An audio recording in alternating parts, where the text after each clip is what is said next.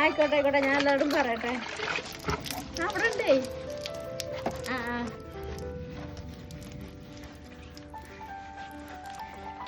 അതെ, ആരാ ഫോണില്?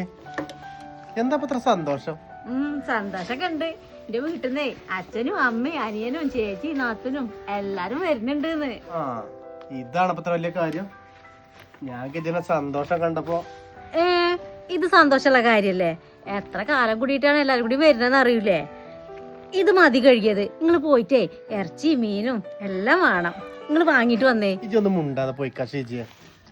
ഇവിടെ എന്തൊക്കെ ഉണ്ടാക്കിയിട്ട് ചോറും കൂട്ടാനൊക്കെ അല്ലേ, അതൊക്കെ മതി.